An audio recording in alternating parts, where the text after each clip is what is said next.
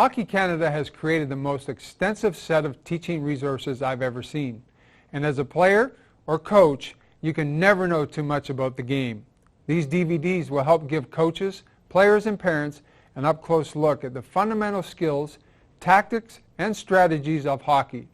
We all want to be the best we can be, and this set of DVDs from Hockey Canada will go a long way to helping everyone reach that goal.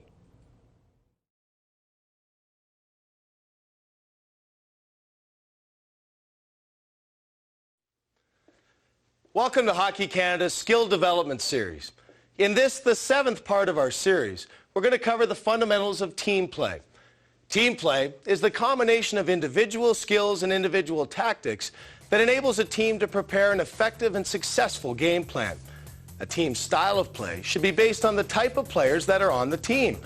The player's ability to perform fundamental skills and tactics in combination will ultimately determine how the team should play as a unit. In this DVD, we'll show defensive zone coverage, breakouts, transition and regroups, offensive zone play, forechecking, special teams, and face-offs. When a team develops its game plan, it's not just the strategy that's important. It's the ability to implement the right strategy based on the skill level of the players that determines the team's success.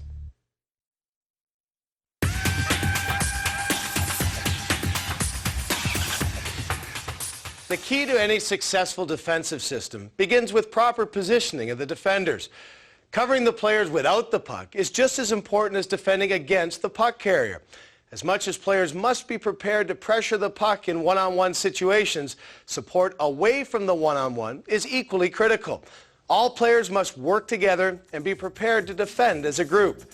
Communication is key to ensuring that everyone understands their responsibilities and provides support and direction to each other. Defensive zone coverage, basic. Coaches may find it easier to divide the defensive zone into smaller areas.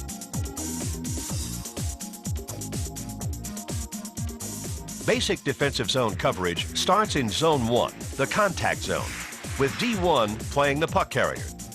Depending on the gap and the puck carrier's level of control, the defenseman should either pressure or contain. The first forward back supports D1 by taking up a position in Zone 2.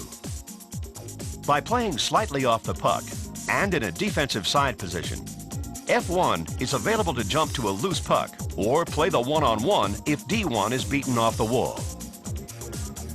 Zone 3, or net front coverage, is the responsibility of the second defenseman. D2 should have his feet facing up ice and his head on a swivel when in Zone 3 coverage.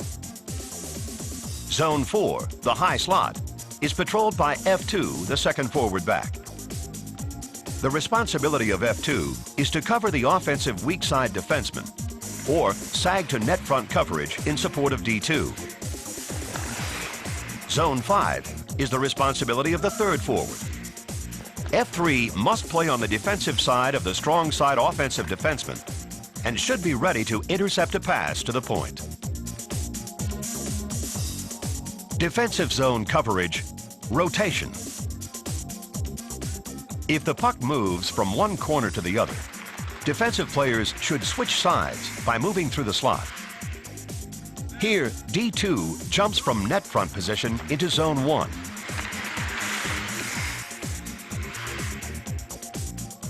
F1 tracks the play by moving across the slot, reassuming Zone 2. D1 moves into net front coverage in Zone 3. Before moving to Zone 5, F2 must hold Zone 4 until F3 moves into the high slot position.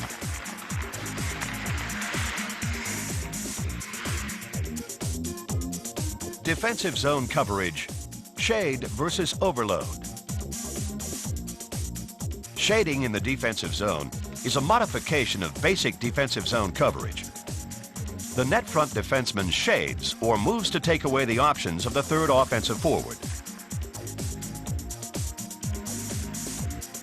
If the net front defenseman shades, the Zone 4 forward must sag toward the net to eliminate the offensive defenseman as an option.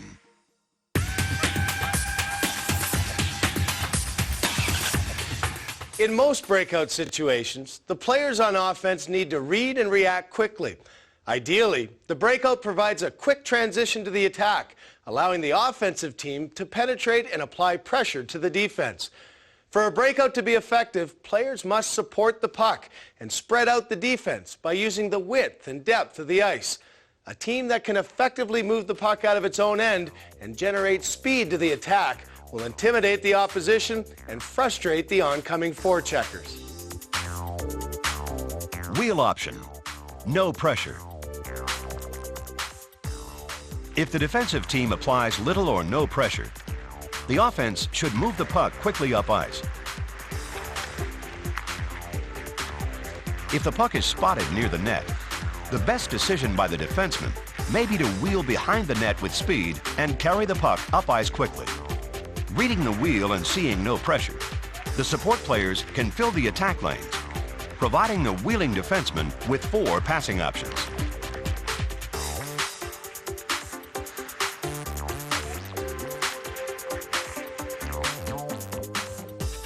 Wheel option, pressure.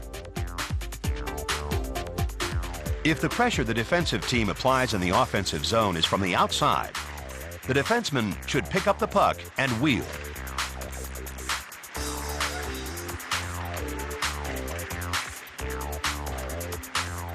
Here, reading checking pressure deeper in the zone, the support players sag to support the puck carrier.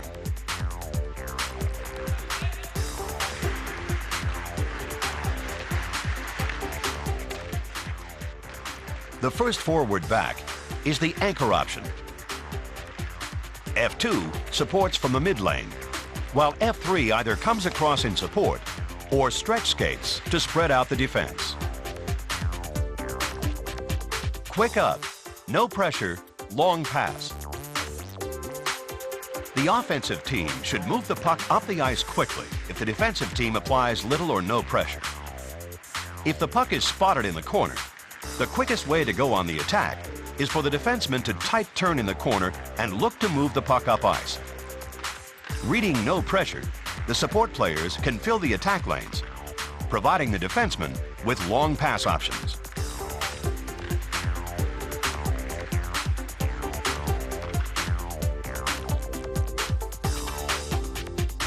Quick up, support pass against pressure. If the checking pressure comes from the inside, the defenseman retrieving the puck tight turns away from the pressure, looking for passing options. F1 anchors on the wall, and F2 provides low mid-lane support. F3 either slash skates and provides low support, or stretch skates to extend the defense.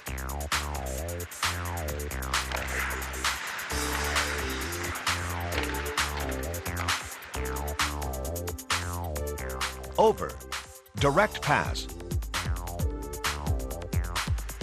If the checking pressure comes from head on, D1 should move the puck away from pressure to the weak side. To support the overpass, D2 or F3 should read the direct pressure and get in position to receive the pass. F1 and F2 should also read the over and move to support the puck carrier.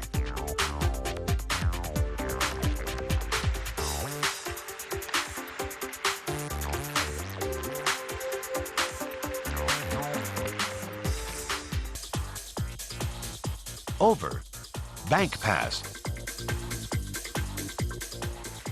In the event that D1 is under more immediate pressure, the overpass must be executed sooner. Here, the defender banks the puck off the end boards and behind the net to D2, who supports the overpass.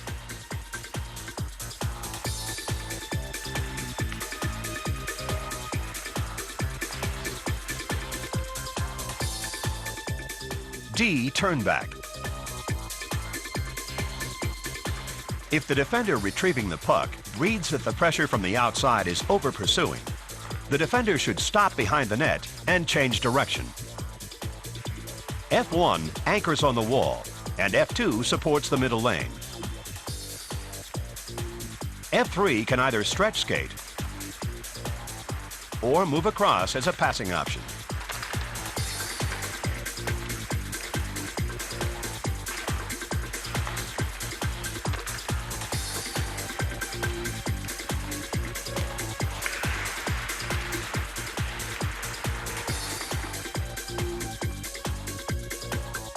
D to D reverse. Here, D1 retrieves the puck and wheels behind the net.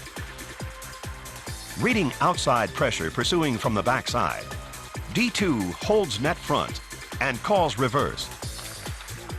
Using the boards, D1 reverses the puck to D2. F1 anchors, while F2 and F3 can either support or exchange lanes.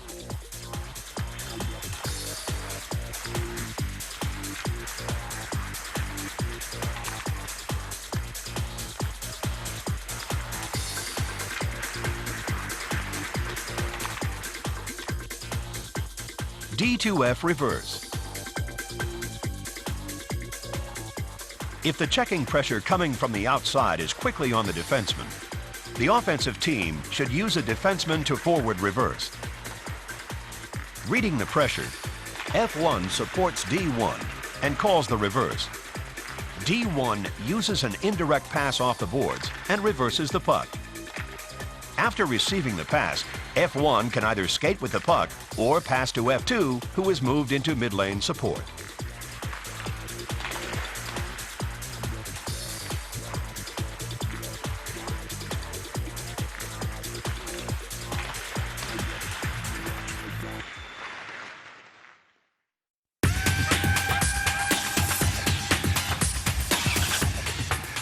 An efficient transition from defense to offense can help establish a speed game for your team.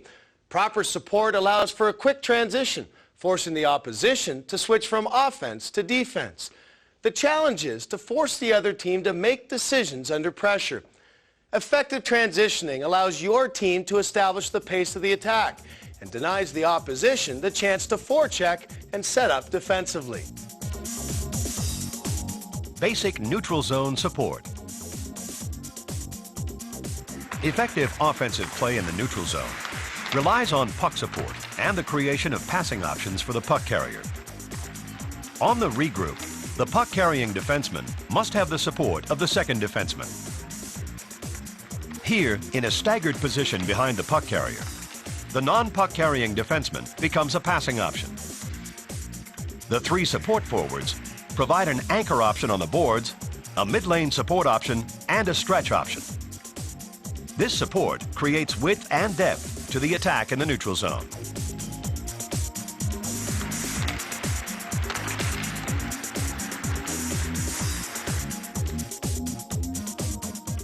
Neutral zone tap back.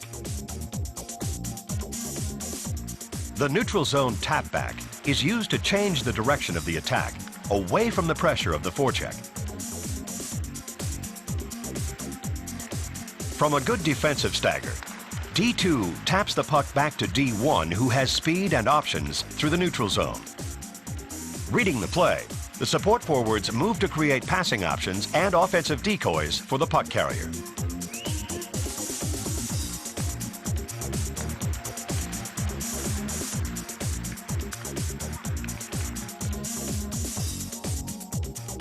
Neutral zone reverse. The neutral zone reverse is a strategy the offensive team uses to go against the defensive flow.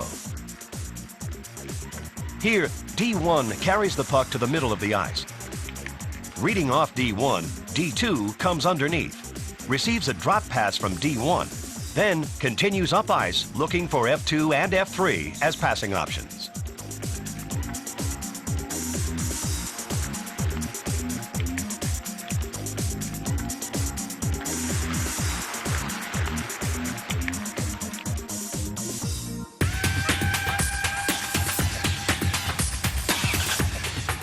Effective offensive zone play is a trademark of any great hockey team. Maintaining a territorial advantage during the course of the game is taxing, both physically and mentally, for the defending team. This consistent offensive pressure has an attrition effect, wearing the defense down over the course of a game. Effective offensive zone play requires pressure, puck control, and support from all 5 players on the ice. It's essential for the offensive players to communicate with each other and to work together to move the puck away from the defensive pressure and to take advantage of the open seams resulting from broken defensive coverage. Middle drive. Effectively using the middle drive after gaining the offensive zone can create many different scoring opportunities. Here, the middle drive player, F2, drives hard to the net and takes the defenseman with him, opening up the ice for the third man high, or F3, to become a shooting option from the slot. Reading the play, either D1 or D2 can join the attack by moving into the open space created by the middle drive. Wide drive. When on the attack, the first option should always be get the puck to the net. The wide drive, like the middle drive, puts pressure on the goaltender. Driving wide without the puck also creates pressure on the net. Here, F2 pressures the goalie, forcing her to control the rebound if there's a shot on goal. Wide entry, high delay. The puck carrier uses the high delay when he has gained the zone, but the defenseman has taken away the outside lane. Reading the delay by the puck carrier, F2 continues to drive hard to the net, while F3 supports high in the slot by moving toward the puck carrier on a flat line. D1 and D2 may become passing options at the point. So off the wide entry high delay, the puck carrier can either shoot the puck or pass to virtually any teammate.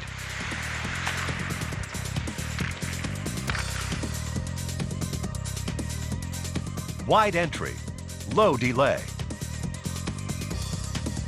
Here in the low delay, the puck carrier has driven deep into the zone, but the defenseman has taken away the lane to the net. Once again, F2 reads the delay and continues to drive hard to the net, while F3 supports high in the slot and moves toward the puck carrier. D1 and D2 come inside the blue line as passing options. Here again, the puck carrier has many options at his disposal. He can either shoot, pass to any teammate, or cycle the puck behind the net to change the point of attack. Crosses. A cross is an excellent tactic to use when entering the offensive zone with the puck. While crossing the blue line, the puck carrier, or F1, should be aware of the gap between himself and the defender. If the gap is loose, F1 should cut in front of the opposing defenseman toward the slot. F2 drives to the far post, while F3 crosses wide to support F1. So the puck carrier can either retain possession of the puck or, as seen here, drop it to the crossing teammate.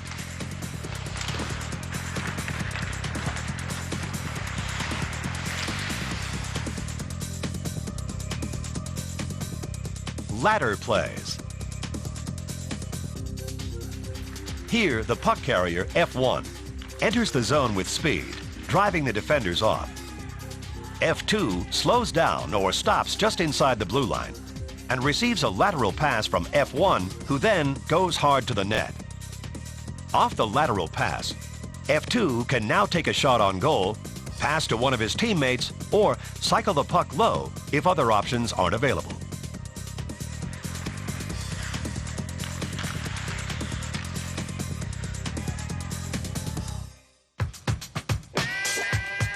Hard rim.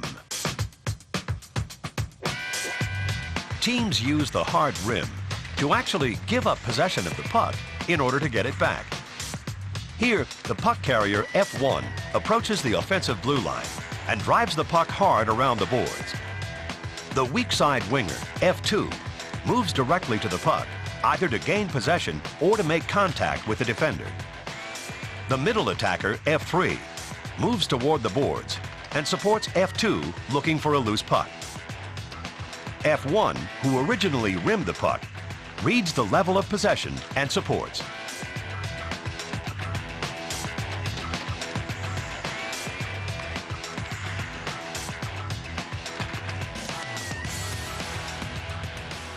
Soft dump.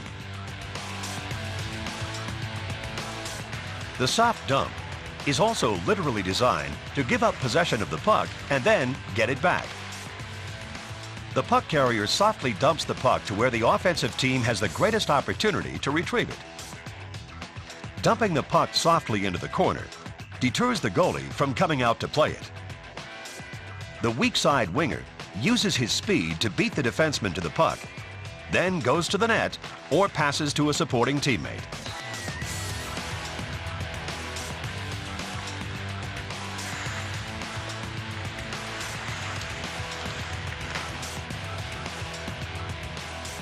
Chips. The chip is yet another strategy used to enter the offensive zone, where once again, the offensive team gives up the puck in order to regain possession deeper in the zone. The puck carrier chips the puck behind the defender, where F3 can pick it up. The original puck carrier, F1, reads the success of the chip and moves to support F3. The weak side winger, F2, drives hard to the net.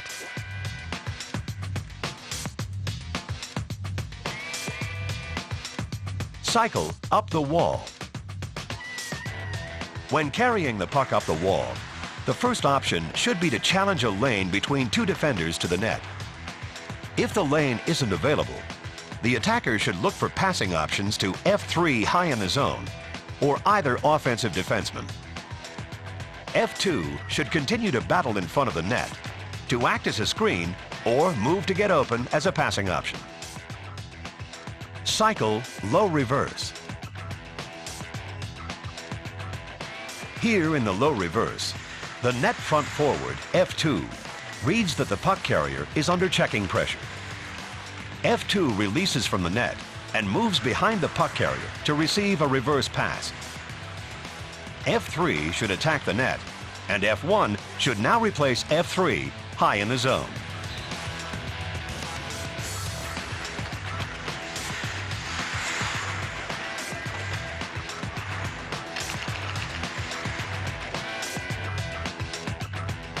Cycle pick.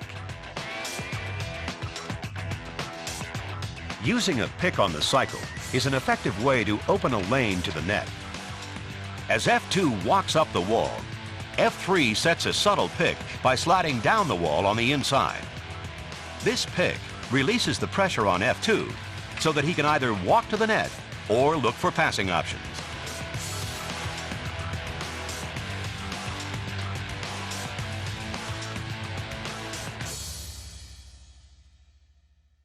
Cycle reverse to F3. Here, as F1 walks up the wall, F3 slides down the wall on the outside and receives a reverse pass from F1.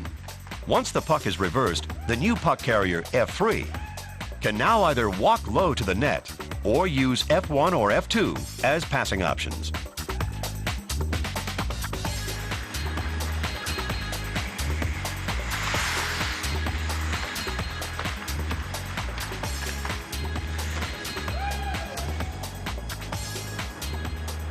Near side passes. One of the keys to success in the offensive zone is the use of short, high-percentage one-touch passes. Near side passes are an effective team play option to utilize F2 down low, F3 in a soft area of the zone as a trigger man, or D2 sliding down from the point. Quick near-side passes create pressure on the defense and first and second chance scoring opportunities. back of the net play. The area behind the goal is considered one of the quiet zones in the offensive end of the ice.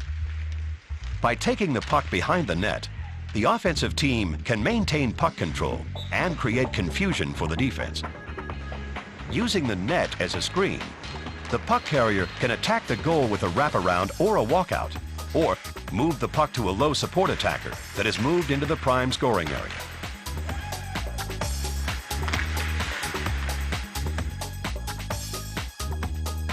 Changing the point of attack. Changing the point of attack forces the defense to adjust and react quickly. By moving the puck from high to low, the defense is compelled to react quickly. The offense may also choose to change the point of attack by moving the puck from low to high and then along the blue line. Defenseman activation options. An active defenseman involved in the play can cause numerous concerns for the defensive team. The attacking defenseman should look for an opportunity to move into the high slot as a passing option, jump back door behind the play, or exchange with F3 to create confusion in the defensive zone coverage.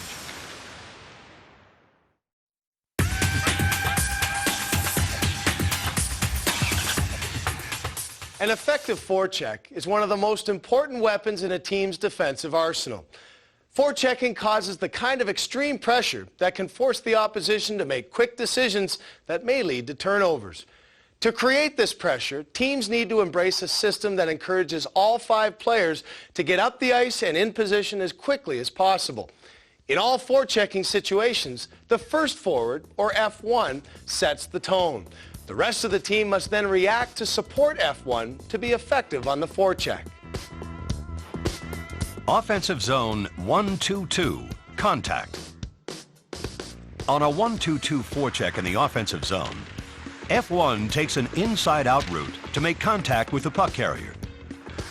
F2 stays on the defensive side of the offensive anchor, but is prepared to jump to the corner if F1 forces a turnover. F3 stays high in the middle of the ice. D1 and D2 maintain optimal defensive gap while moving up to the blue line. Offensive zone 1-2-2, early pass. If the offensive defenseman changes the point of attack with an early pass, F1 has to read the play and continue to be the first forechecker. F3, who is now on the strong side, takes away the boards as an option and stays above the puck. F2 takes away the middle of the ice by staying high in the zone. D2 adjusts to the strong side boards, while D1 moves to take away the middle and wide lanes.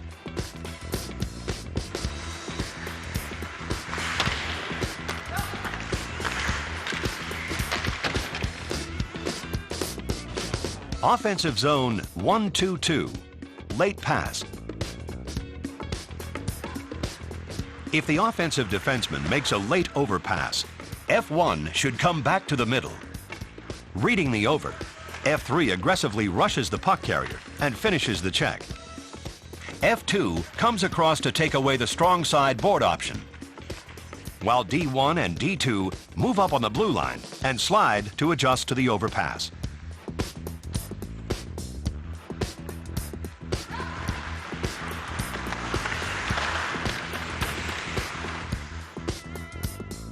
Offensive zone 1-2-2, D carry.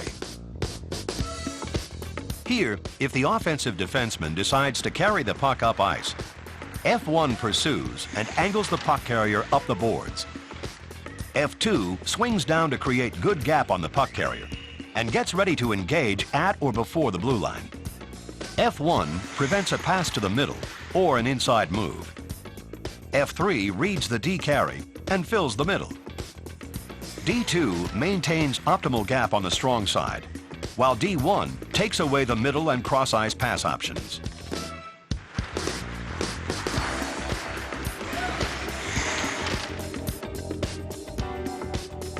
Offensive zone 1-2-2, rim.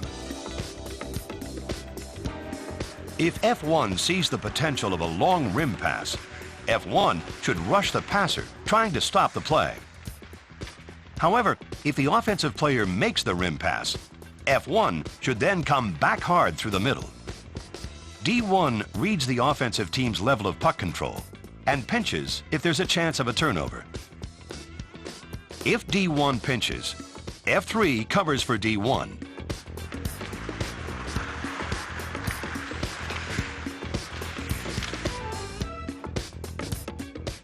Neutral zone 1-2-2. Press.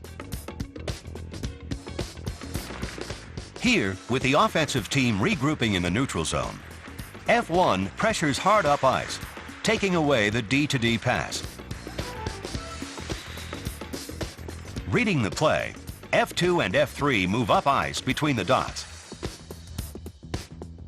D1 closes the gap and steps up to support F2, while D2 holds the middle of the ice.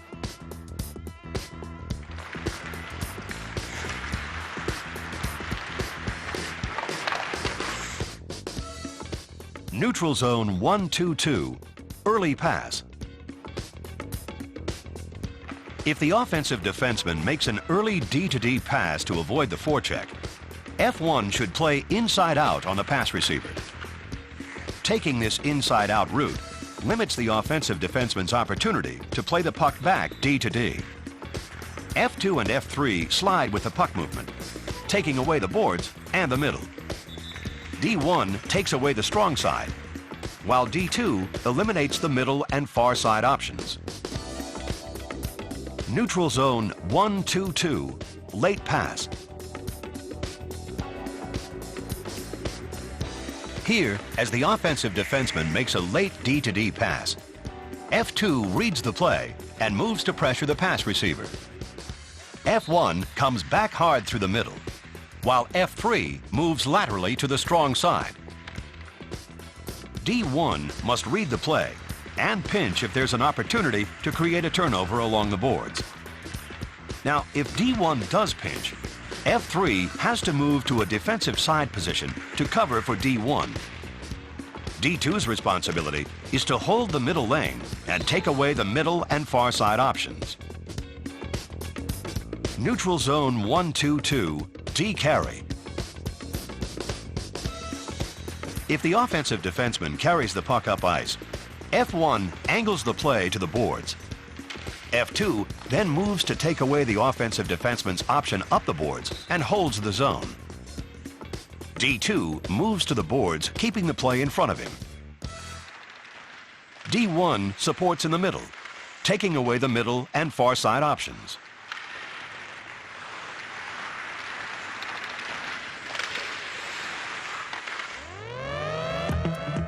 Offensive zone 2-1-2, contact. The 2-1-2 forecheck is an aggressive forecheck designed to create turnovers deep in the offensive zone. If F1 is able to make contact with the puck-carrying defenseman in the corner, F3 jumps down hard on the wall to take away the support option. F2 moves from the middle of the ice to support and to be an option on a possible turnover.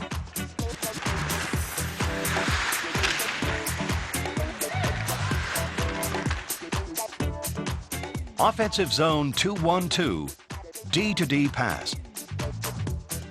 On a D-to-D pass, the second forechecker, or F2, pressures the pass receiver. F3 reads the overpass and stays high in the zone, mirroring the play. D1 and D2 shift, but hold the blue line in case there's a turnover.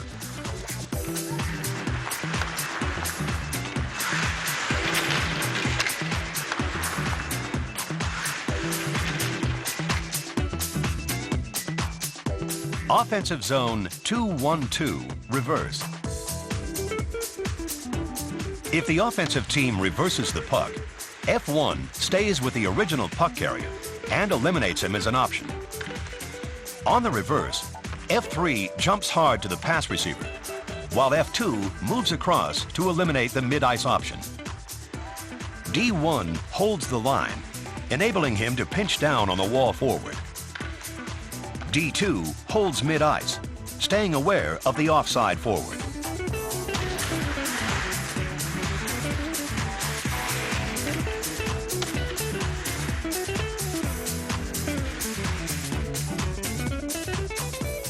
Offensive zone 2-1-2, D wheel. If the offensive team wheels the puck, F1, reading his own team's defensive positioning, pursues the puck carrier either behind or in front of the net. F2 reads the wheel and jumps down from inside out, preventing the puck carrier from turning up ice. F3 reads and tracks the play, while D1 and D2 shift along the blue line and track the play as well.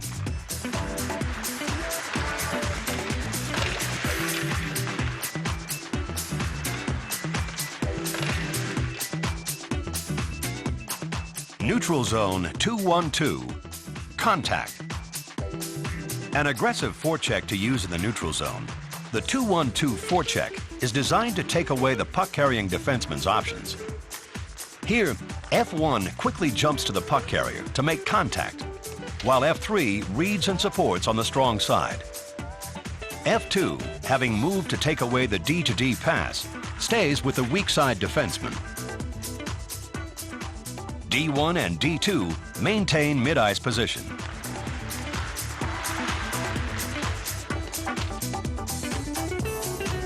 Neutral zone 2-1-2, pass. When the offensive defenseman moved the puck D to D, F2 puts immediate pressure on the pass receiver, while F3 reads the D to D pass and moves to support, eliminating the wall option.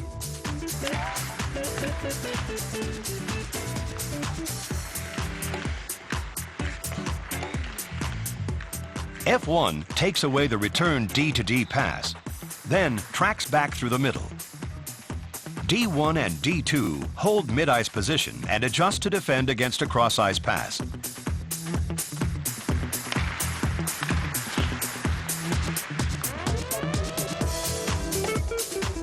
Neutral zone 2-1-2, D carry. If the puck-carrying defenseman moves up ice, F1 angles him toward the boards. F3 reads the carry and also jumps down to support and pressure the puck. F2 reacts by tracking back through the middle of the ice, eliminating the backside option. D1 slides to take away the outside option. And D2 holds mid-ice.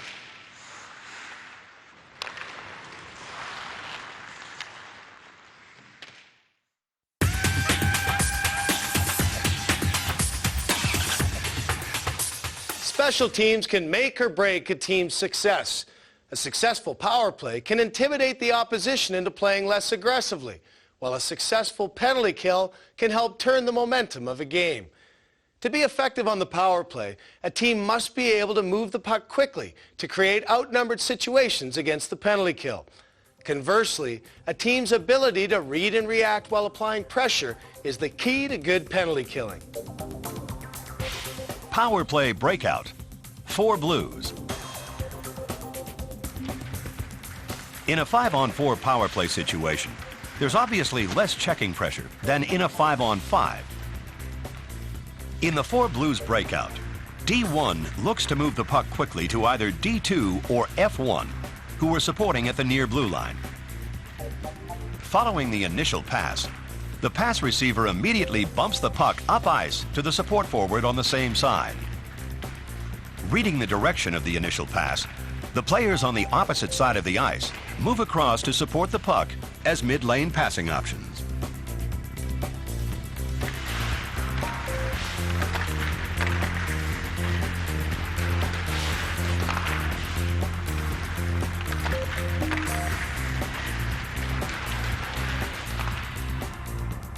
Power play breakout, 5 swing deep. Here, with all 5 players coming back deep in the zone, D1 initiates the breakout by skating up ice with speed. F2 and F3 swing deep and fill the outside lanes. Curling around the back of the net, F1 comes from behind and passes D1 with speed. D2 curls and becomes a mid-lane passing option, Using a 5-swing deep breakout gives D1 many passing options. The key here is that once a pass is made, help has to come from the other side of the ice to support the puck carrier.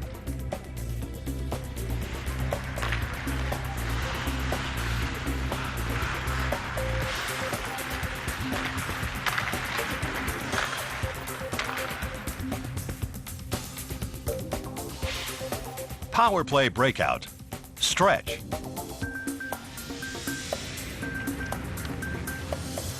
Using the stretch breakout on the power play not only creates the chance for a long penetrating pass, it opens up space in the neutral zone. D1 retrieves the puck, while F1 and D2 swing into the corners as low support. F2 and F3 set up on opposite sides at their own blue line. Now F3 stretch skates to the far blue line to provide the long passing option. To get the right timing on the breakout, F2 and F3 should start their patterns as soon as the puck carrier D1 skates in front of the net.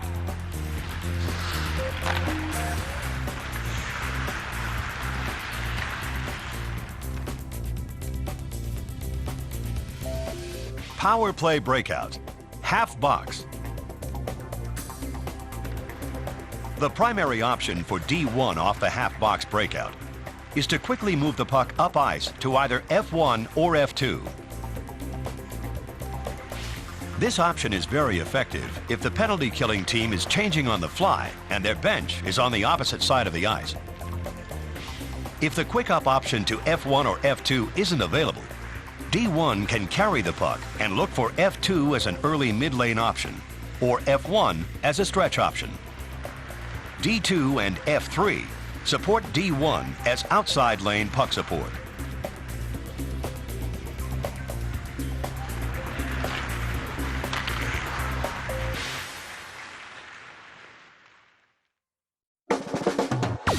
Power play breakout. Bump. In the power play bump, D2 and F1 swing toward the same corner in their own defensive zone.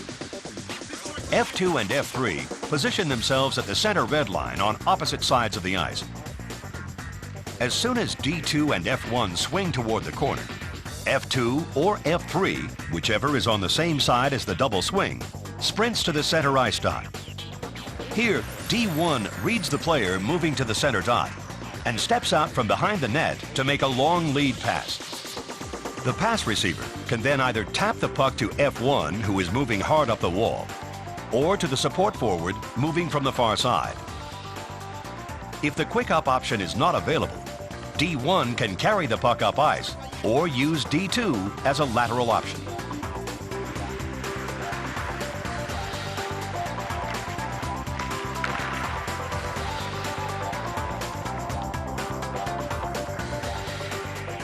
Power play. High umbrella. Designed to outnumber the opposition at the top of the penalty kill box, the primary goal of the high umbrella is to set up a D1 point shot from the middle of the ice. As secondary options, D1 can either pass off to F1 on the half boards or to D2.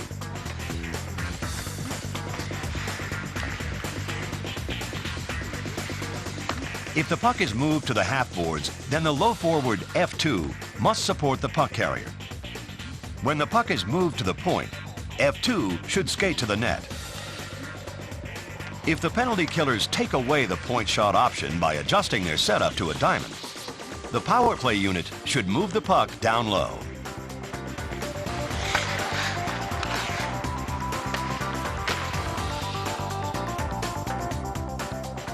Power play. 1-2-2 overload. The overload is designed to outnumber the penalty killers by creating small area 2-on-1 opportunities. Using puck movement, the power play unit should attempt to move the box high to attack low, or move the box low to attack high. By overloading, the power play unit can use give-and-goes, walkouts, jams, and backdoor options to create scoring opportunities.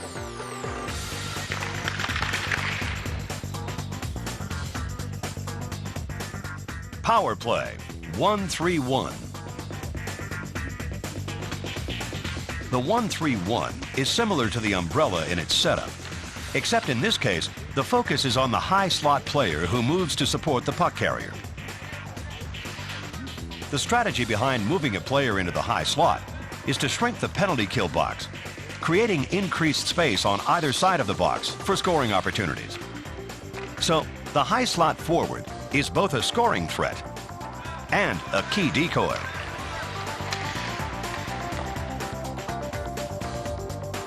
Power play, 5-on-3.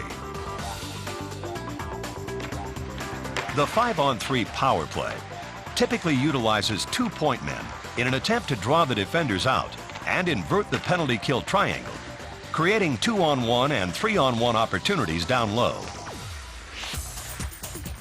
Here, the power play unit uses quick and accurate passes to take advantage of defensive seams and open space on the ice.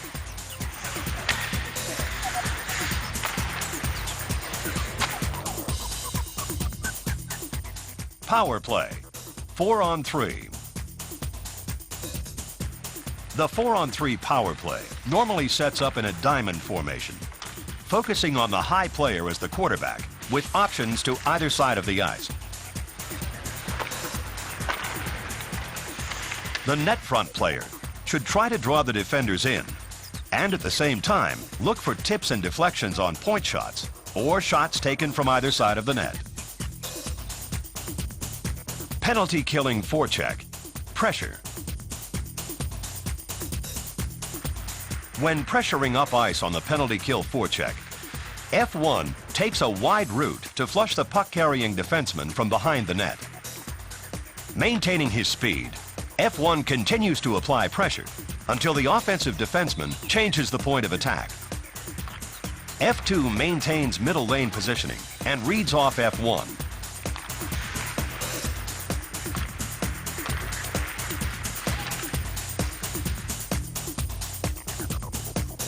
Penalty killing forecheck, double swing. On the double swing, F1 and F2 skated about half speed up ice, reading the play in front of them. F1 should move to the puck carrier and stay with him if he continues behind the net.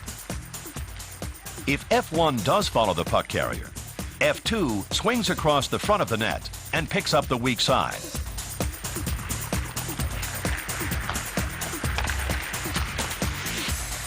If the puck carrier stops behind the net, F1 swings through net front, and F2 swings through high across the slot to the far side.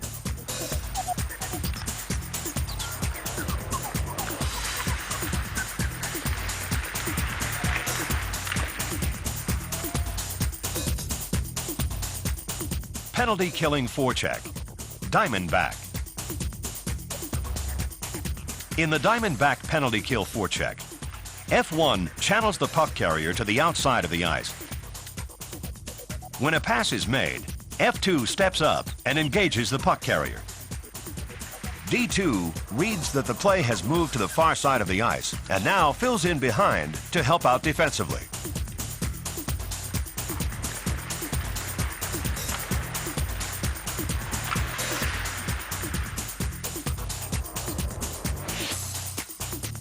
Penalty killing forecheck, neutral zone. Effective penalty killing in the neutral zone makes it difficult for the power play team to set up offensively. Here, the defensive forwards take away the cross passing options and angle the opposition to the outside. D1 stands up and holds the blue line to force chips and hard rims, while D2 holds the middle of the ice.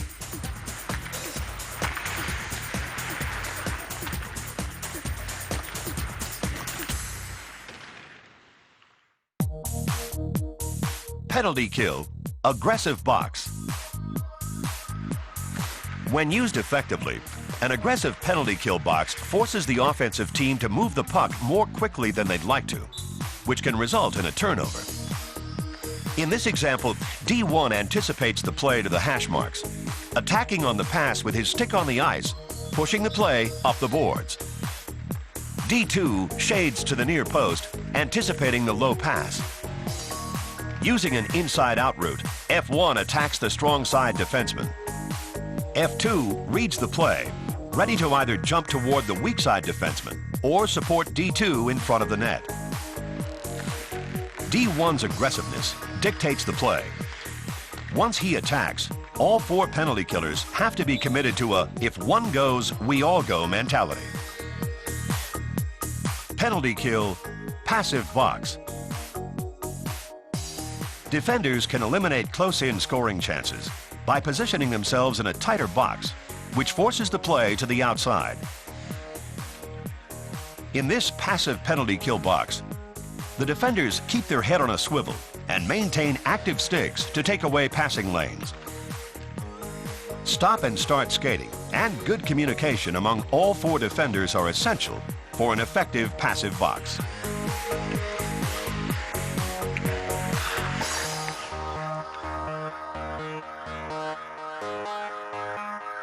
Penalty kill, 3-man versus umbrella. In a 5-on-3 penalty killing situation against an umbrella power play, F1, D1, and D2 position themselves in a tight triangle to take away shooting lanes up high and to create support down low. Maintaining this tight triangle eliminates the opportunity for the team on the power play to use cross-ice seam passes.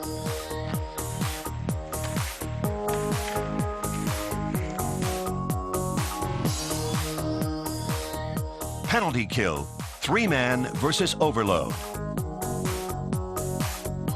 When playing against an overload on the penalty kill, the 2 high players act much like pistons, moving in and out from the net to the point, depending which side the puck is on.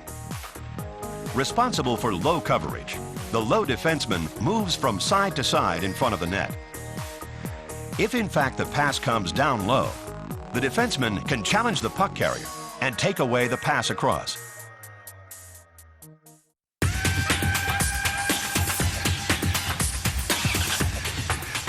Face-offs set the tone in every game.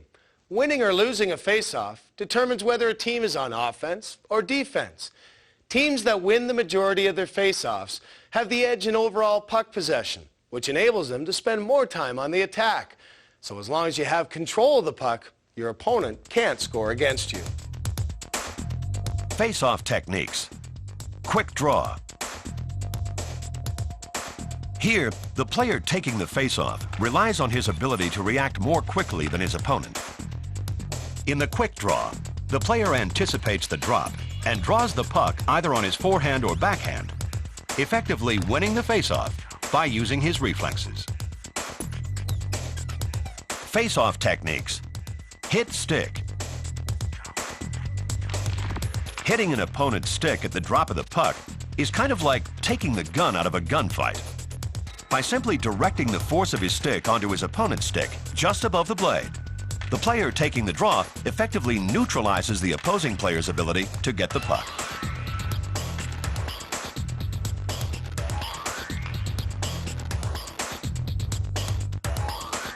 Face-off techniques. Drawback forehand, backhand. The greatest support for the player taking the draw is behind him. So one of the best ways to gain possession on a face-off is to draw the puck either on the forehand or backhand, cupping the blade of the stick over the puck and pulling it back toward a teammate. Face-off techniques. Body block, use feet. In this face-off, the player taking the draw moves his body quickly to block his opponent. This allows the man taking the face-off to literally screen the opponent while using his skate blade to kick the puck to a teammate.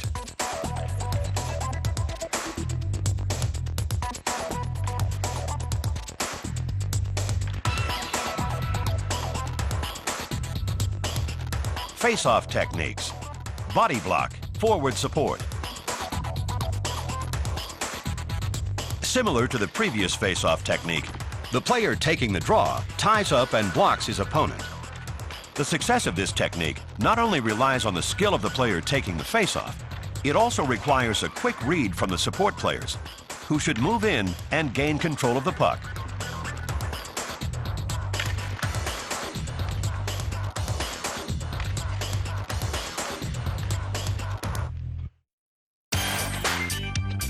Face-off techniques. Forward. Of course, the primary goal on a face-off is to gain possession of the puck. The player taking the draw taps the puck forward before his opponent can draw it back, then quickly steps around to pick up the puck. This technique can also be used to tap the puck forward to a spot where a teammate can obtain possession.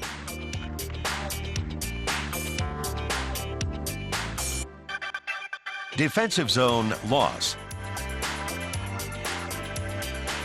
When the defensive team loses the face-off in its own zone, the centerman must tie up the opponent's center, essentially taking him out of the play. Both forwards should move quickly to the point to take away shooting lanes.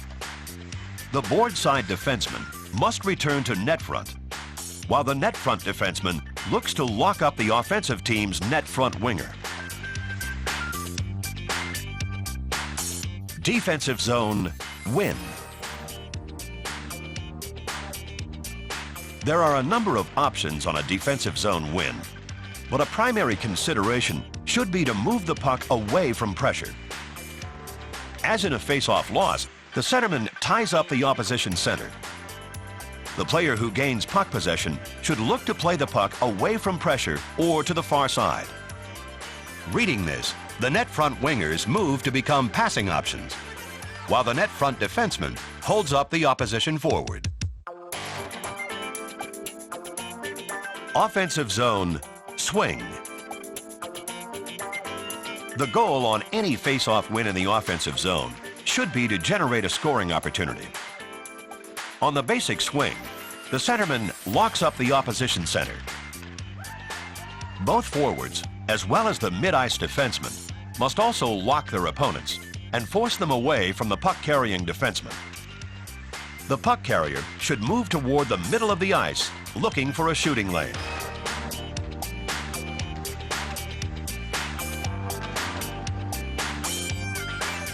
Offensive zone roll.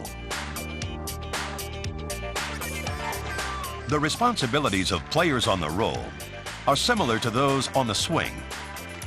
The key difference here is the net front forward rolls into open space. This move provides support for the puck-carrying defenseman to pass to the net front forward in scoring position.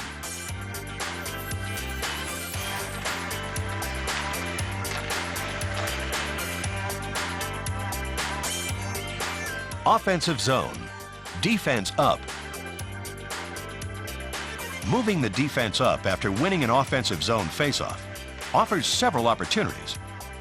The board side defenseman can shoot or provide a pick for the board side winger. If the board side winger gets possession, he can roll behind the pick of the defenseman.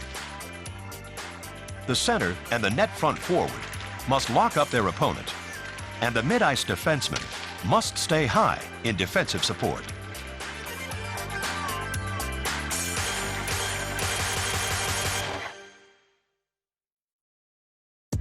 Hockey Canada's player development pyramid has been designed as a guideline to help every amateur coach in Canada develop their seasonal plans, no matter what age or skill level they're coaching.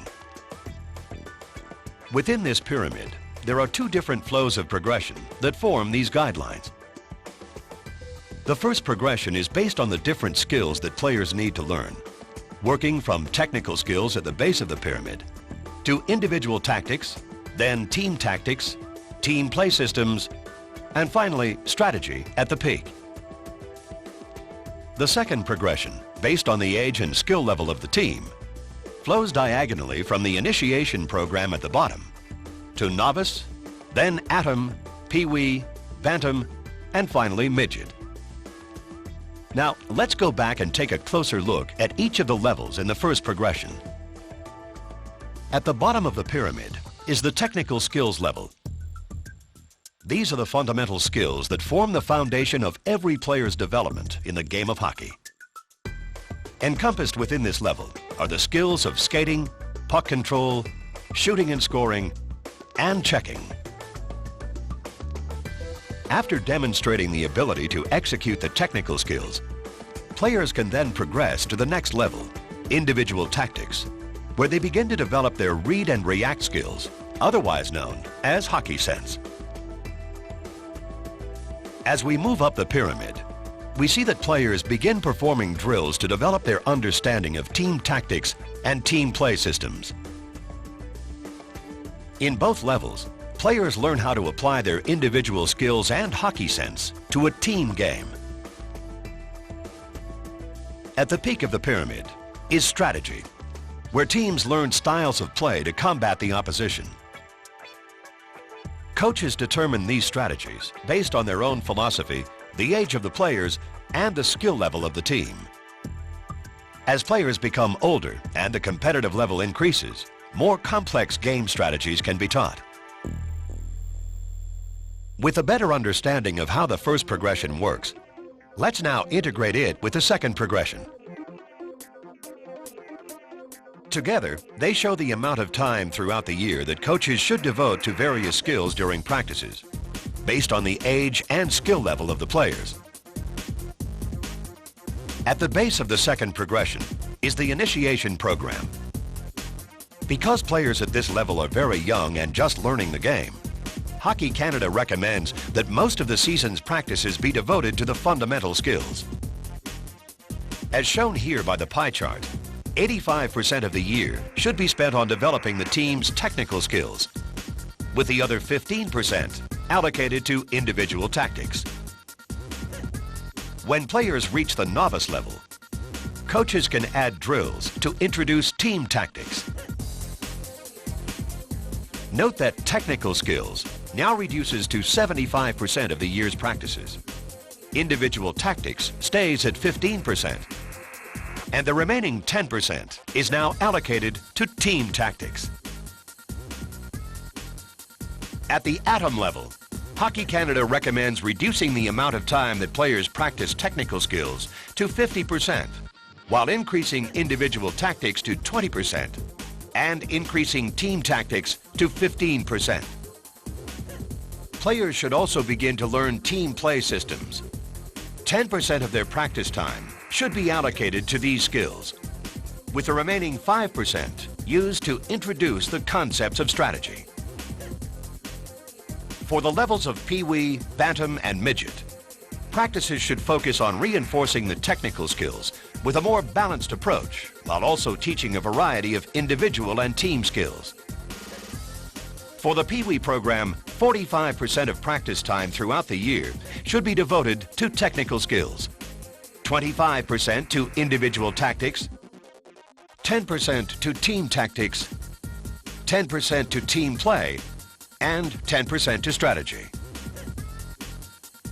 The recommendation for Bantam is to spend 40% on technical skills, 15% on individual tactics, 20% on team tactics, 15% on team play, and 10% on strategy. And finally, at the midget level, Hockey Canada recommends 35% be devoted to technical skills, 15% to individual tactics, 20% to team tactics, 15% to team play, and 15% to strategy. It's important to note here that all players will develop at different rates. Coaches will have to assess players individually to ensure that each receives the attention and direction needed to sufficiently develop their skills before advancing to the next level.